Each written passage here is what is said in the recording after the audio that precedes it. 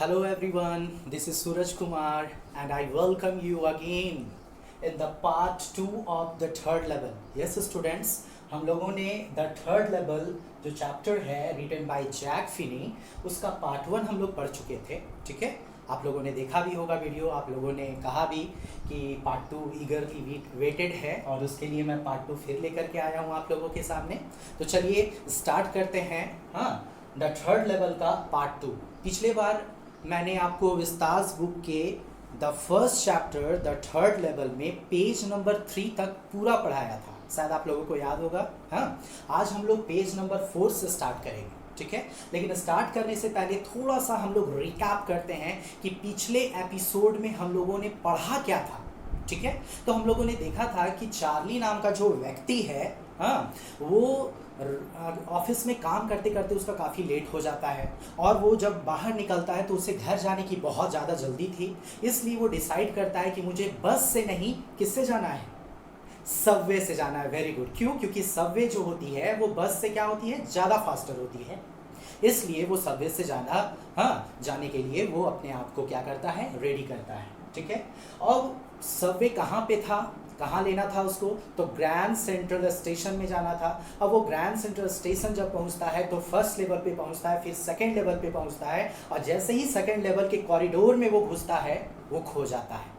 हाँ, हम लोगों ने देखा था. और उसके बाद सेकेंड लेवल जो है वो बहुत ही भूल भुलैया है. यहाँ पे बहुत सारे कॉरिडोर्स हैं, स्टेयरकेसेस हैं. तो ये चार्ली नाम का जो व्यक्ति है वो एक टनल में चला जाता है और वो जाते जाते जब वो टनल से बाहर निकलता है तो वो अपने आप को द थर्ड लेवल में पाता है.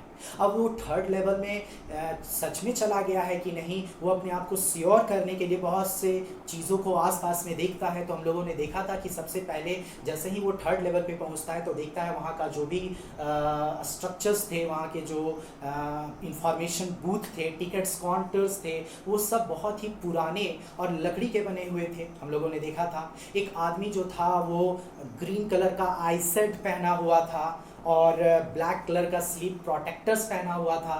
स्टेशंस पे बहुत ज़्यादा इलेक्ट्रिसिटी की व्यवस्था ना होने के कारण एक बल्ब जल रहा था और वो भी भक भुक कर रहा था, ऑन ऑफ हो रहा था, जिसको फ्लिकरिंग हम लोग कहते हैं, है ना. वहाँ पे ओपन फ्लेम गैस लाइट्स थे. यहाँ तक हम लोगों ने देखा था. अब कहानी को हम लोग आगे बढ़ाते हैं कि अब आगे और क्या होगा, चार्ली को और कौन कौन सी चीज़ें देखेंगी, क्या वो थर्ड लेवल में ही रहेगा या फिर वापस अपने दुनिया में आ भी पाएगा, इसके लिए जानेंगे कहानी में अब आगे. ठीक है, चलिए page number 4 Vistas book. Okay, तो स्टार्ट करते हैं. There were brass spittoons on the floor. अब जैसे ही वो अब आगे बढ़ता है तो देखता है कि जमीन पे ब्रास का, पीतल का, है ना, थूकने वाला कुछ बर्तन रखा हुआ था. And across the station a glint of light caught my eye. और जैसे ही मैं स्टेशन के उस पार देखता हूं तो एक प्रकाश की झलक मेरे आंखों में पड़ती है. ठीक, a man was pulling a gold watch from his waist pocket. हाँ, मैं क्या देखता हूं कि एक आदमी जो है वो अपने शर्ट के पॉकेट से एक क्या करता है, सोने का घड़ी निकालता है, गोल्ड का वॉच निकलता है. तो उसकी जो चमक जो थी वो चार्ली के आंखों को क्या करती है, चौंधिया देती है. ठीक है, और वो उसकी तरफ क्या करता है, देखता है. He snapped open the cover, glance at his watch and frowned. तो वो आदमी क्या करता है, उस घड़ी के कवर को उठाता है, उसमें से टाइम देखता है और अपने आंखों को क्या करता है, इस भाव को ऊपर की ओर उठाता है. ठीक, He wore a derby hat. अभी सिर्फ उस व्यक्ति की ही बात की जा रही है. वो कैसा हैट पहना हुआ था, कैसा टोपी पहना हुआ था, तो डर्बी. डर्बी मतलब क्या होता है, जैसे आप लोगों ने हॉर्स रेसिंग देखा होगा स्टूडेंट्स. हाँ, घुड़सवार लोग जब रेसिंग करते हैं तो वो लोग एक प्रकार का टोपी पहनते हैं गोल सा, उसी को कहते हैं derby hat. A black 4 button suit with tiny lapels. मैं पहले ही डिस्कस कर चुका हूँ, है ना, लैपल्स क्या होता है. वो आदमी ब्लैक कलर का सूट पहना हुआ था और उस पर टाइनी लैपल्स थे. यहाँ मैं बताया था चेस्ट के पास जो ब्लेजर में इस तरह से मुड़ा हुआ रहता है उसी को कहते हैं lapels. And he had a big black handlebar moustache. और उस आदमी के काले काले बड़े बड़े, है ना, एकदम बड़े बड़े क्या थे, मूछें थी, है ना. किसी किसी का देखते होंगे मूछ जो रखने का स्टाइल होता है एकदम बड़ा बड़ा रहता है, हाथों से हमेशा ऐसे ऐसे करते रहता है. इन द सेम वे वैसा ही वो मूछ रखा हुआ था. Then I looked around and saw that everyone in the station was dressed like 1890 something. फिर मैं चारों तरफ जब स्टेशन में देखने लगा तो मैं क्या देखता हूँ कि आदमी लोग जो हैं वो 1890 के समय में जिस प्रकार के कपड़े पहने जाते थे वैसे कपड़े पहने हुए हैं। आप भी देखते होंगे, जैसे आज आप लोग मूवीज़ देखते हैं टीवी पे, तो पुराने ज़माने के जब आप मूवीज़ देखिएगा तो उन लोगों का जो पहनावा जो होता है वो बिल्कुल अलग होता है। खास करके आप फुल पैंट वगैरह जो वो लोग पहनते थे, उनका जो मोहरी जिसको बोलते हैं, जो सबसे नीचा पार्ट होता है ना किसी पैंट का, वो इतना चौड़ा चौड़ा मोहरी पहनता था, है ना। आज हम लोग क्या करते हैं, नैरो जीन्स पहनते हैं, नैरो फुल पैंट पहनते हैं, लेकिन उस समय का जो ड्रेसिंग स्टाइल जो था वो बिल्कुल अलग था। आप देख सकते हैं, देखे भी होंगे, है ना। तो वहाँ पे जितने भी लोग थे सब क्या कर रहे थे, 1890 के समय का कपड़ा पहने हुए थे। I never saw so many beards, sideburns and fancy mustaches in my life. Charlie कहता है कि आज से पहले मैं कभी भी इतने ज़्यादा दाढ़ियाँ, साइडबर्न्स मतलब होता है कलमी, है ना। कलमी भी उन लोगों का बहुत बड़ा बड़ा कलमी, हाँ एकदम राक्षस टाइप का कलमी, and fancy moustaches in my life, और एकदम रंग बिरंगा, एकदम सुंदर सुंदर एकदम मूछ वो लोग रखे हुए हैं। आज से पहले चार्ली ऐसा कोई, है ना, मूछ वगैरह और साइडबर्न्स और बियर्ड्स नहीं देखा था। A woman walked in through the train gate. तभी मैं देखता हूँ कि एक औरत ट्रेन के गेट से निकल के बाहर आती है। She wore a dress with a leg of mutton sleeves and skirts to the top of her high button shoes. वो औरत क्या पहनी हुई थी, जूते अपनी पहनी हुई थी, लेकिन ये जूते जो थे वो ऊंचे ऊंचे थे। ऊंचे मतलब जो पैर है, तो हम लोग जो जूता पहनते हैं वो सिंपल होता है, लेकिन ये औरत जो थी वो, हम लोग बूट जो पहनते हैं ना, घुटनों तक जो जूता होता है उस प्रकार का एक जूता पहनी हुई थी। उसके ऊपर स्कर्ट्स डाली हुई थी, और मटन के जो टॉप होते हैं, मटन मतलब एक प्रकार का कपड़ा होता है, उससे बना हुआ स्लीव्स पहनी हुई थी, टॉप्स पहनी हुई थी। हाँ, ऐसा ड्रेस पहन करके वो औरत वहाँ से निकलती है। Back of her out on the tracks, उसके पीछे, हाँ पटरियों पर, आई caught a glimpse of a locomotive. मैं उसके पीछे क्या देखता हूँ कि लोकोमोटिव है। लोकोमोटिव मतलब क्या होता है, रेल का इंजन, है ना, इंजन देखा। A very small Currier and Ives locomotive with a funnel shaped stack. मैं क्या देखता हूँ कि छोटे छोटे इंजन जो थे वो फनल सेप के, फनल मतलब क्या होता है, कीप, जैसे हम लोग तेल वेल डालते हैं, आप लोग देखे होंगे, उस प्रकार के वहाँ पे चिमनी बने हुए थे। जो इंजन जो थी रेल की, उसके ऊपर चिमनी थी, और चिमनी जो थे वो क्या थे, फनल सेप के बने हुए थे। आज के ट्रेन में ऐसे आप लोगों को नहीं मिलेगा। आज तो इलेक्ट्रिसिटी का ज़माना है। पहले के ज़माने में क्या होता था, फनल बनाया हुआ रहता था, कीप बनाया रहता था, तो उससे धुआं सब निकलते रहता था, है ना, वैसा वो देखता है। एंड देन आई न्यू, तब मुझे समझ में आया, क्या समझ में आया, कि मैं अपने दुनिया में नहीं, कहीं दूसरी दुनिया में आ गया। To make sure I walked over to a newsboy and glanced at the stack of papers at his feet. अपने आप को अस्योर करने के लिए कि सच में मैं दूसरी दुनिया में तो नहीं आ गया हूँ। हाँ, मैं कहाँ जाता हूँ, एक लड़के के पास जाता हूँ। ये लड़का जो है वो क्या कर रहा था, न्यूज़पेपर बेच रहा था, और उसके पैरों के पास कुछ न्यूज़पेपर जो थे, हाँ वहाँ पे रखे हुए थे। The world, it was the world. मैं आपको पहले बता चुका हूँ, न्यूज़पेपर का जो नाम था वो क्या था, द वर्ल्ड। जैसे आज Prabhat Khabar, Dainik Bhaskar, times of India, आप लोगों ने देखा होगा। In the same way newspaper का नाम क्या था, the world. And the world has not been published for years. और ये न्यूज़पेपर जो है, चार्ली कहता है कि सालों से नहीं छपा है, ये छपना ही बंद हो चुका था, फिर भी ये पेपर का नाम क्या देखता है, the world. The lead story said something about president Cleveland. और इस वर्ल्ड नाम के जो पेपर हैं, इसके सबसे फ्रंट पेज में जो मेन स्टोरी लिखा जाता है, हेडिंग जो लिखा जाता है, वो किसके बारे में लिखा हुआ था, तो प्रेसिडेंट क्लीवलैंड के बारे में दिया हुआ था। I have found that front page since in the public library files and it was printed June 11, 1894। और चार्ली कहता है कि ये पेपर जो है, इसका जो पहला पेज है, वो मैं कहाँ देख चुका था, पब्लिक लाइब्रेरी में देख चुका था। और इसका छपने का जो डेट था वो क्या था, 11 जून 1894। इट मीन्स चार्ली जो है वो पास्ट में चला आया है, और वो कौन से ईयर में चला गया है, 1894 में चला गया है। I turned toward the ticket windows, knowing that here on the third level at Grand Central, I could buy tickets that would take Louisa and me anywhere in the United States we wanted to go. अब मैं क्या किया, ticket counter की तरफ बढ़ा. अब मैं जान रहा हूँ कि मैं 1894 में आ गया हूँ. अब मैं यहाँ से जहाँ भी चाहूँ यूएस में जा सकता हूँ. ठीक है. अब मैं टिकट काउंटर की तरफ बढ़ा. हाँ, अब मैं सोचा कि चलो अब मैं क्या करता हूँ, 2 टिकट खरीदता हूँ. अब 2 टिकट खरीदता हूँ अपने लिए और अपनी पत्नी के लिए. और मैं कहाँ जाना चाह रहा हूँ, ग्लासबर्ग जाना चाह रहा हूँ. कहाँ जाना चाह रहा हूँ स्टूडेंट्स, ग्लासबर्ग जाना चाह रहा हूँ. ये बहुत ही सुंदर, बहुत ही बड़ा और पीसफुल टाउन है. कहाँ का, यूएस का. चार्ली जो है वो टिकट खरीद करके अपनी पत्नी के साथ कहाँ जाना चाहता है, गैल्सबर्ग जाना चाहता है, Illinois. Galesburg, Illinois. Have you ever been there? अब चार्ली आपसे पूछता है कि क्या आप कभी ग्लासबर्ग गए हो? It's a wonderful town still with big old frame houses. ध्यान देंगे, अब चार्ली जो है वो ग्लासबर्ग का क्या करेगा, बखान करेगा कि ग्लासबर्ग नाम का जो जगह है वो वहाँ पे आप जब जाओगे तो बहुत बड़े बड़े है ना आकार के आपको घर देखने को मिलेंगे. ह्यूज लॉन्स, बड़े बड़े बगीचे मिलेंगे. And tremendous trees whose branches meet overhead and roof of the trees. और यहाँ पे पेड़ तो मत पूछिए, इतने बड़े बड़े पेड़ हैं और इनके जो शाखाएं हैं वो एक दूसरे से आ करके क्या करती हैं, मिलती हैं. और ऐसा लगता है मानो ऊपर देखोगे तो लगेगा कि पेड़ के है ना पत्तों से पूरा छत बना हुआ है. आप लोग कभी रास्ता में ट्रैवल किए होंगे तो देखिएगा दोनों तरफ से पेड़ रहता है तो बीच में लगता है एकदम घर के जैसा बन जाता है. इन द सेम वे वैसा ही नज़ारा ग्लासबर्ग में देखने को मिलता है.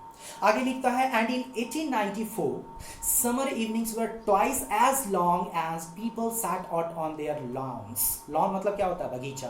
1894 में क्या होता था कि समर, गर्मी के जो मौसम होते थे, हाँ, वो अभी के समय से क्या होते थे, उनके जो शाम होते थे, गर्मी के शाम जो होते थे वो अभी के समय से बिल्कुल दुगुना हुआ करते थे. और लोग जो हैं वो अपने बगीचे में बैठते थे. The main smoking cigars and talking quietly. आदमी लोग सब अपने बगीचे में बैठ करके सिगार पीते थे. सिगार क्या होता है, एक प्रकार का सिगरेट होता है. आप लोग मूवीज वगैरह में देखना, यहाँ पे कुछ गोल सा रहता है, वो सिगरेट वो लोग पीते हैं, उसको कहते हैं सिगार. हाँ, तो वो लोग सिगार पीते थे. ठीक है. आगे क्या लिखता है कि the women waving palm leaf fans. और जो औरतें जो हैं वो पंखा जो है वो ऐसे ऐसे क्या कर रही हैं, हिला रही हैं. और ये पंखा पाम के पत्तों से बना हुआ है. ठीक. With the fire flies all around. और चारों तरफ है ना फायर फ्लाइज, मैं पहले बता चुका हूँ, जुगनू जिसको कहते हैं, और हम लोग कॉमन लैंग्वेज में भगजोगनी कहते हैं, जो हरा रंग का लाइट छोड़ता है ना, कभी फिर ऑफ हो जाता है फिर लाइट छोड़ता है. आप लोग गर्मी के मौसम में देखे होंगे, खेले होंगे, है ना. Yes yes, that is the fire flies. Okay. In a peaceful world. ये दुनिया जो है ये बहुत ही पीसफुल है, बहुत ही शांति प्रिय जगह. To be back there with the first world war is still 20 years off. मैं वहीं जाना चाहता था क्योंकि गैल्सबर्ग, अभी मैं कहाँ हूँ, 1894 में हूँ और फर्स्ट वर्ल्ड वॉर आने में अभी भी 20 साल हैं. यानी कि बाबू 1940 में क्या हुआ था, पहला वर्ल्ड वॉर हुआ था. और अभी चार्ली कहाँ है, 1894 में है. तो अभी पहला वर्ल्ड वॉर होने में कितने साल बाकी हैं, 20 years. और सेकेंड वर्ल्ड वॉर 1939 में स्टार्ट हुआ था और सेकेंड वर्ल्ड वॉर आने में अभी भी कितने साल हैं, 40 years हैं. कोई लड़ाई झगड़ा मारपीट का कोई टेंशन नहीं है. मैं वहीं जाना चाहता था. I wanted 2 tickets for that. मैं यहाँ के लिए, कहाँ के लिए, ग्लासबर्ग के लिए 2 टिकट्स चाहता था ताकि मैं और मेरी पत्नी आराम से ग्लासबर्ग जाएं और पीसफुल टाउन का आनंद ले सकें. तो समझ में आया ये पेज आपको अच्छे से. चलिए अब आप लोग पेज टर्न कीजिए. अब देखते हैं आगे क्या लिखा हुआ है. हाँ,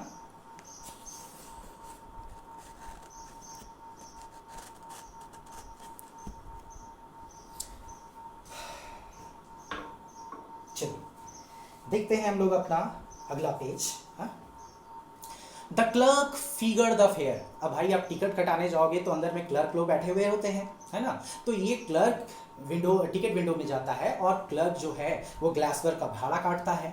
ही glance at my fancy hatband, और वो क्लर्क जो है मेरे सुंदर से जो मैं हैट पहन के आया था उसमें जो बैंड लगा हुआ था वो उसको क्या कर रहा था, देख रहा था।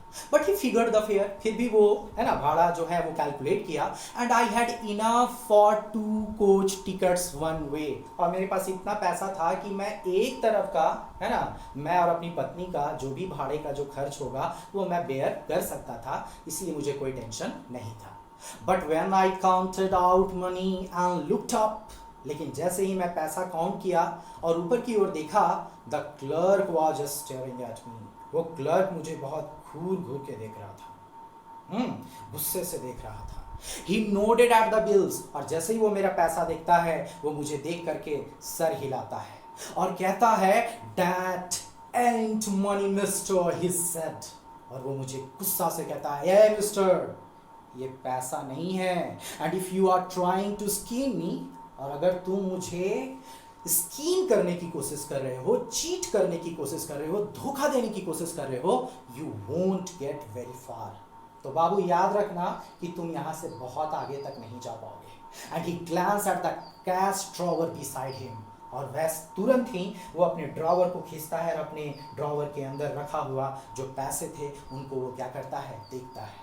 Of course the money was old style bills, half again as big as the money we use nowadays and different looking. अब ऑब्वियस सी बात है, चार्ली कहाँ से आया है, 20th सेंचुरी से आया है, और वो कहाँ चला गया है 1894 में, तो इसके पैसे में और वहाँ के पैसे में बिल्कुल क्या होगा, आसमान जमीन का अंतर होगा। अब जब वो ड्रॉवर में देखता है तो देखता है कि वहाँ का जो करेंसी जो था वो पुराना करेंसी था और अभी के समय के करेंसी से वो काफ़ी क्या था, बड़ा था।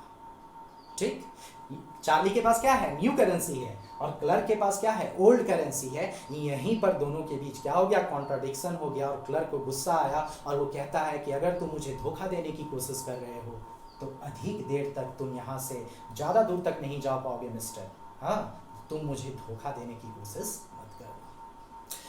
I turned away and got out fast. मैं वहाँ से मुड़ा और वहाँ से भागना चालू किया। There is nothing nice about jail even in 1894.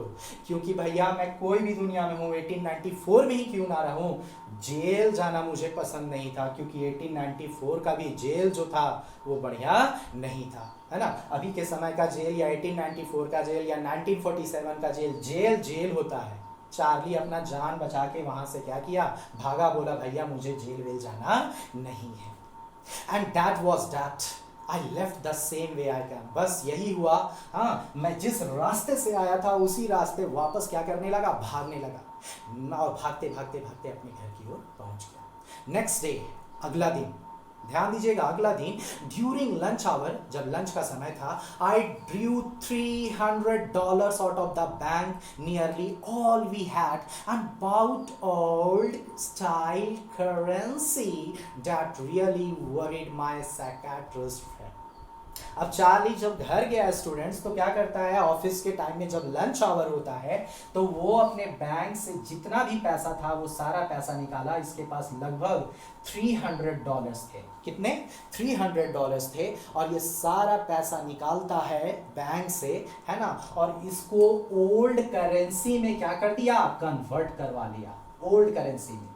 क्यों करेंसी ओल्ड करेंसी में कन्वर्ट करवा रहा है, क्योंकि थर्ड लेवल में ये नया करेंसी नहीं चलता है, पुराना करेंसी उसको यूज करना पड़ेगा, इसलिए वो $300 को ओल्ड करेंसी में क्या करता है, कन्वर्ट करवा लेता है। और इन सब बातों से मेरा दोस्त जो साइकियाट्रिस्ट जो था वो काफी क्या हो गया था, चिंतित हो गया था, परेशान हो गया था। Okay, You can buy old money at almost any coin dealers, but you have to pay a premium. Charlie बता रहा है कि आप कोई भी कॉइन डीलर्स के पास, कॉइन स्टोर में जा करके अपने पैसों को ओल्ड करेंसी में क्या कर सकते हैं, कन्वर्ट करवा सकते हैं। उसके लिए आपको क्या करना पड़ेगा, प्रीमियम देना पड़ेगा। प्रीमियम मतलब क्या होता है, अधिशुल्क। अधिशुल्क मतलब जैसे $300 आपको अगर ओल्ड करेंसी में चेंज करवाएंगे तो आपको 200 ओल्ड करेंसी मिलेंगे, 100 करेंसी उसका क्या हो गया, एक प्रकार से कमीशन समझिए। तो इस प्रकार से आप कॉइन स्टोर में जा करके नए करेंसी को ओल्ड करेंसी में क्या कर सकते हैं, चेंज करवा सकते हैं। ठीक, अब आगे देखते हैं, my $300 bought less than 200 in own style wheels. अभी मैं बताया ये $300 को क्या करता है, चेंज करवाता है, तो इसको कितने पैसे मिलते हैं, $200 मिलते हैं। बट आई डिडंट केयर, लेकिन मैं ज़्यादा टेंशन नहीं लिया, क्योंकि eggs were 13 cents a dozen in 1894। क्योंकि 1894 में अंडा जो था वो 13 सेंट में 1 डजन अंडा मिलता था, है ना। 13 सेंट, जैसे बाबू हम लोग जो हमारे जो दादा लोग थे, बहुत पुराने ज़माने के जो लोग थे, वो लोग अना अना अना बोलते थे। एक अना में हम लोग 1 किलो चावल लाते थे, आप लोग सुनते होंगे 1 आना 2 आना। तो उसी प्रकार से पहले, है ना, क्या चलता था, 1 सेंट 2 सेंट चलता था। और चार्ली कहता है कि 13 सेंट में हम कितना अंडा खरीद सकते हैं, 1 दर्जन अंडा खरीद सकते हैं। यानी कि चीज़ें उस समय काफ़ी क्या थी, सस्ती थी, तो इसको ज़्यादा टेंशन नहीं हुआ। But I never again found the corridor that leads to the 3rd level at grand central station, although I have tried often enough. थिंक, अब चार्ली क्या किया, वापस आया है और उसके बाद $300 को ओल्ड करेंसी, कितना ओल्ड करेंसी में, 200 ओल्ड करेंसी में क्या कर लिया है, वो कन्वर्ट कर लिया है। और वो वापस कहाँ जाएगा, द 3rd लेवल में जाएगा, द 3rd लेवल में जाएगा। अब इसके लिए वो क्या करता है, जिस गलियारे से, है ना, 3rd लेवल पे पहुंचा था, उस गलियारे में क्या करने लगा, जाने लगा। लेकिन चलते जा रहा है, चलते जा रहा है, चलते जा रहा है, चलते जा रहा है, लेकिन कहीं भी उसको द 3rd लेवल नाम का कोई भी जगह नहीं मिलता है। बहुत कोशिश करता है चार्ली कि मुझे कहीं ना कहीं 3rd लेवल जरूर मिल जाएगा, लेकिन उसको कहीं भी द 3rd लेवल नहीं मिलता है। चलिए आगे देखते हैं। Luisa was pretty worried when I told her all this and it didn't want me to look for the 3rd level anymore। अब जब मैं अपनी पत्नी लुइजा को बताया कि देखो ना, मैं 3rd लेवल से हो करके आया हूँ और अब मैं जा रहा हूँ, मैं खोजता हूँ, तो मुझे 3rd लेवल मिलता ही नहीं है। इन सब बातों से मेरी पत्नी बहुत चिंतित हो गई, वो बहुत परेशान हो गई। और परेशान होने के बाद वो मुझे कहती है कि प्लीज़ आप इन सब चीज़ों का चक्कर से आप क्या हो जाइए, मुक्त हो जाइए, साइड रहिए, ऐसी कोई चीज़ें एग्जिस्ट नहीं करती है। And after a while I stopped, और थोड़े ही दिनों के बाद मैं उसके कहने के बाद अपने आप को क्या कर लिया, रोक लिया। I went back to my stamps, फिर मैं वापस अपने स्टैम्प कलेक्शन जो मैं किया था उसकी तरफ गया। But now we were both looking every weekend because now we have proved that the 3rd level is still there. लेकिन अब कहता है चार्ली कि मैं और मेरी पत्नी दोनों मिलकर के हर एक सप्ताह क्या करते हैं, 3rd लेवल को ढूंढने जाते हैं, क्योंकि अब हमारे पास क्या था, प्रूफ भी था। क्यों, आगे देखिए। My friend Sam winner disappeared, कहता है कि मेरा जो दोस्त था सैम, मैं पहले डिस्कस कर चुका हूं, चार्ली का फ्रेंड जो है वो सैम है, वो क्या हो चुका था, गायब हो चुका था। यस, डिसअपीयर हो चुका था। नोबडी न्यू वेयर, किसी को भी नहीं पता है कि वो कहाँ चला गया था। But I sort of suspected because Sam's a city boy and I used to tell him about Galesburg. लेकिन मैं सस्पेक्ट करता हूँ, मुझे ये संदेह हो रहा है कि सैम जो है वो एक सिटी बॉय है। सिटी बॉय मतलब शहर का लड़का है, और हो ना हो वो कहाँ गया होगा, ग्लासबर्ग चला गया होगा।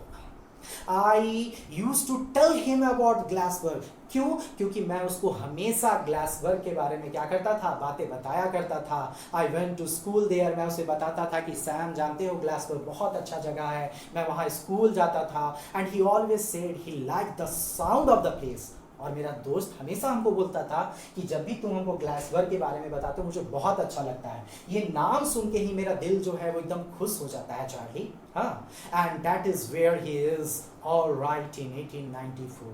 अब तो मैं बस इतना ही जानता हूँ कि मेरा दोस्त सैम जो है, जो साइकियाट्रिस्ट है, वो कहाँ चला गया होगा, ग्लासबर्ग में चला गया होगा। और कौन से ईयर में, 1894 में चला गया।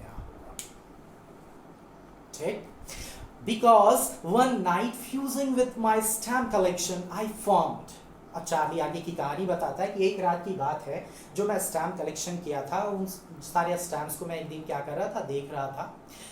I found, मैं क्या पाया आपको बताता हूँ। Well, do you know what a first day cover is? आपसे पूछ रहा है ऑडियंस, हाँ स्टूडेंट्स, कि क्या आप लोगों को पता है कि फर्स्ट डे कवर क्या होता है? जो स्टूडेंट्स मेरे फर्स्ट वीडियो को अच्छे से देखे होंगे, इंपॉर्टेंट वर्ड्स वाले, हाँ, वर्ड मीनिंग में जो बताया था, टर्म्स बताया था, उन लोग तुरंत समझ गए होंगे कि फर्स्ट डे कवर क्या है। ठीक है, याद कीजिए कि फर्स्ट डे कवर क्या है। चलिए देखिए फर्स्ट डे कवर क्या है।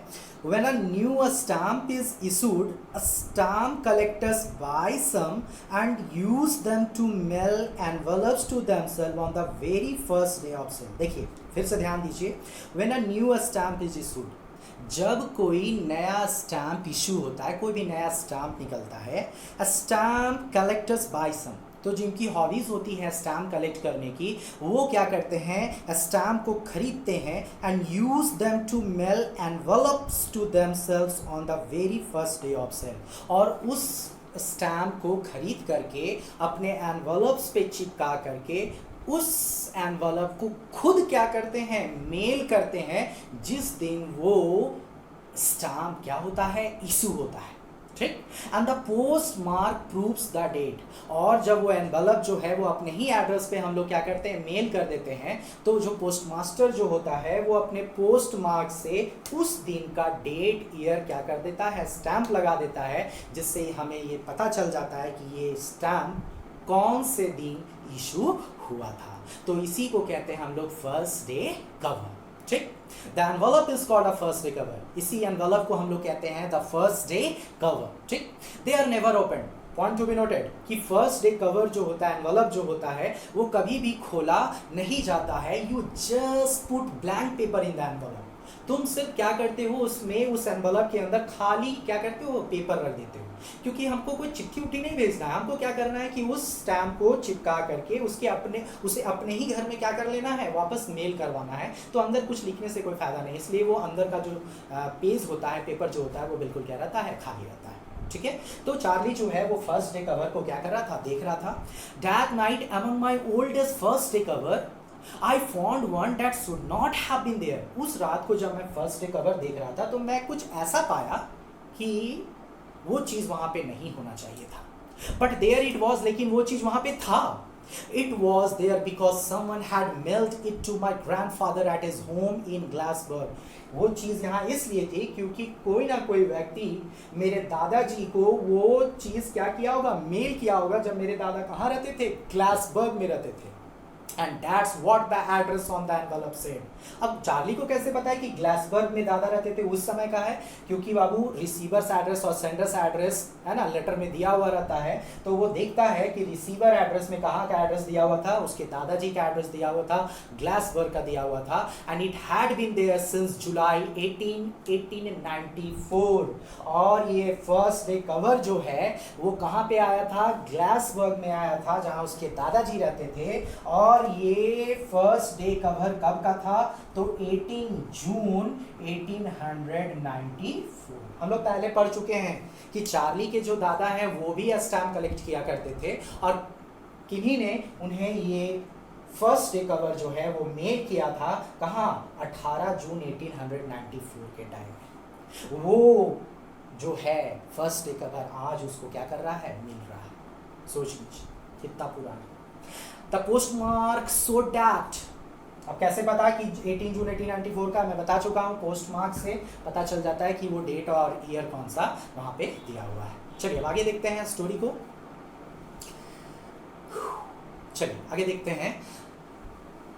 Yet I didn't remember it at all. मुझे इसके बारे में कुछ भी बातें याद नहीं थी। The stamp was a 16 cent. ये स्टैम्प जो था अभी दादाजी वाला, वो 16 सेंट की थी, हाँ 16 सेंट की थी। डल ब्राउन, ये ब्राउन कलर की थी, with a picture of president Garfield. मैं बता चुका हूँ स्टैम्प पे क्या होता है, प्रेसिडेंट, हाँ, या बहुत अच्छे लोगों का क्या होता है, फोटो बना हुआ रहता है। तो उस फर्स्ट डे कवर के स्टैम्प जो थे उसमें क्या थे, प्रेसिडेंट गारफील्ड के फोटोज बने हुए थे। ठीक, naturally when the envelope came into granddad in the mail, it went right into his collection and stayed there. अब नेचुरल सी बात है, हाँ, कि वो फर्स्ट डे कवर दादाजी के कलेक्शन में आया होगा और उस समय से वो वहीं पे पड़ा हुआ था। Till I took it out and opened it. और ये तब तक वहाँ पे पड़ा हुआ रहा जब तक मैं इसको उठाया और देखा नहीं। ठीक, the paper inside was not blank, it read. ठीक, अब समझिए चार्ली जो है इस फर्स्ट डे कवर को अपनी उत्सुकता के कारण क्या करता है, खोलता है, लेकिन खोलने के बाद वो अंदर जो पेपर लिखा हुआ था वो खाली नहीं था, उसके अंदर कुछ लिखा हुआ था। यस स्टूडेंट, अब लोग अभी हम जस्ट पढ़े थे कि फर्स्ट डे कवर का अंदर का जो पेज होता है वो बिल्कुल क्या होता है, खाली था, लेकिन यहाँ पे पेज जो है वो खाली नहीं था, उसके अंदर कुछ लिखा हुआ था। क्या लिखा हुआ था जानेंगे। उस बॉक्स में क्या क्या लिखा हुआ, सारा चीज लेटर का ही पार्ट है। सबसे पहले तो आपको रिसीवर एड्रेस यहाँ पे दिया हुआ है, विलियम स्ट्रीट, ग्लासबर्ग, इलिनॉइस, जून 1894, सॉरी जून 9 जुलाई है, जुलाई 1894 है। ठीक, आगे लिखा हुआ चार्ली है, लेटर में चार्ली। यस, अब आगे देखिए आप भी सॉफ्ट हो गए होंगे, है ना। आगे क्या लिखा हुआ है, I got to wishing that you were right.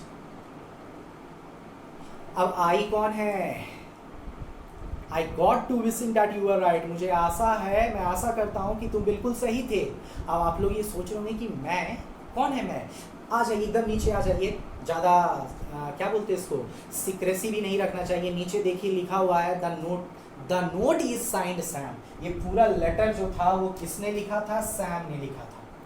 तो यहाँ पर आई का मतलब क्या हो जाएगा, सैम। अब समझ में आएगा, देखिए I got to wishing that you are right, मैं आशा करता हूँ कि तुम बिल्कुल सही थे। Then I got to believing you are right, अब मुझे भी विश्वास होने लगा है कि तुम बिल्कुल सही थे Charlie. And Charlie, it's true, और चार्ली ये बिल्कुल सही है। I found the third level, Charlie मुझे थर्ड लेवल मिल चुका है। कौन बोल रहा है, सैम बोल रहा है, किसको, चार्ली को, कि चार्ली तुम बिल्कुल सही थे। हाँ, मैं भी थर्ड लेवल पे हूँ, मुझे भी थर्ड लेवल मिल गया है। I have been here 2 weeks, मैं यहाँ 2 हफ्ते से हूँ।